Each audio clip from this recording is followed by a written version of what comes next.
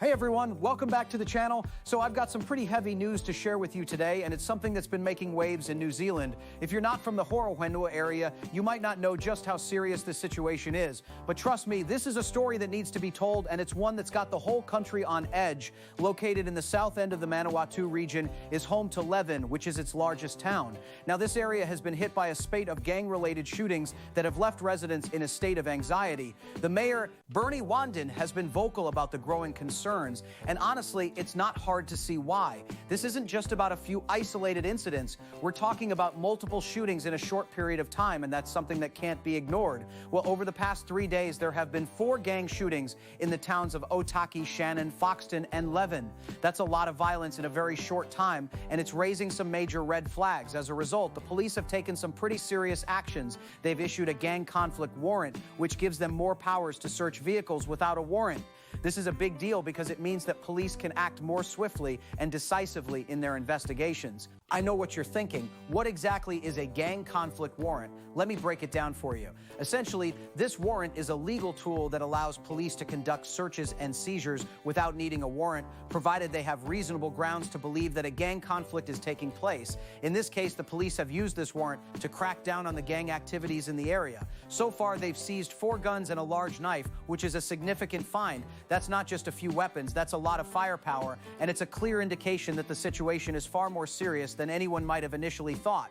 Horowhenua isn't just concerned about the weapons themselves. He's worried about the connected nature of these shootings. That's the real issue here. These aren't just random acts of violence, they're part of a larger pattern. And that's what makes it so alarming. When you have multiple shootings that are connected, it means that there's a coordinated effort at play, and that's something that can't be taken lightly. Let's talk about the police response. They've ramped up their presence in Leven, which is the largest town in the Horowhenua district. Extra police officers and patrol cars have been redirected there, which is a clear sign that the situation is being taken seriously.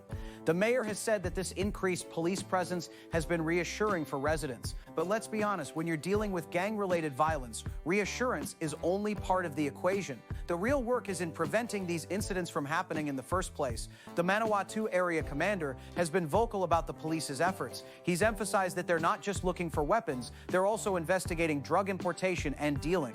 That's a key point because it shows that the police are taking a multifaceted approach to the problem.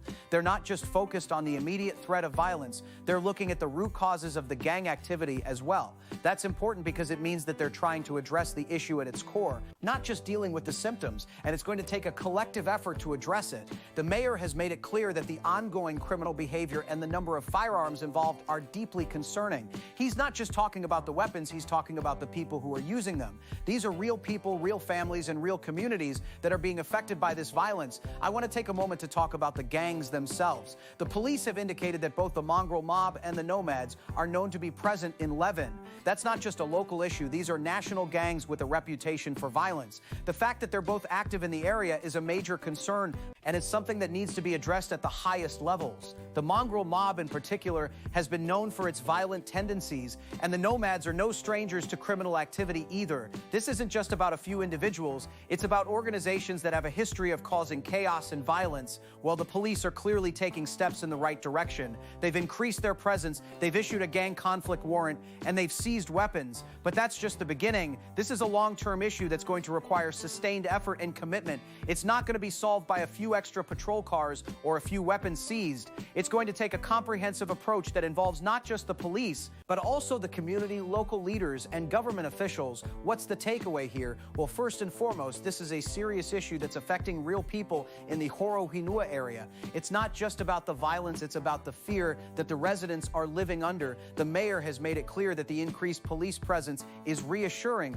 but that's only part of the solution. The real work is in preventing these incidents from happening in the first place. That means addressing the root causes of gang activity, providing support for at-risk youth, and ensuring that the community has the resources it needs to thrive. But it's one that's incredibly important. The fact that 4 gang shootings have occurred in 3 days is a clear warning sign. It's a reminder that gang violence is a real and present danger, and it's something that can't be ignored. The police have taken some important steps, but it's clear that more needs to be done. This is a community that's under threat, and it's up to all of us to make sure that it's protected. I want to leave you with this. This is a story that's not just about the Horowhenua area. It's a story that affects us all. Gang violence is a national issue, issue, and it's one that needs to be addressed with urgency and compassion. It's not just about cracking down on the gangs, it's about creating a future where violence is no longer a part of our lives. That's the real challenge, and it's one that we all need to be a part of solving. And I hope you'll join me in supporting the efforts to address gang violence in our communities. Until next time, stay safe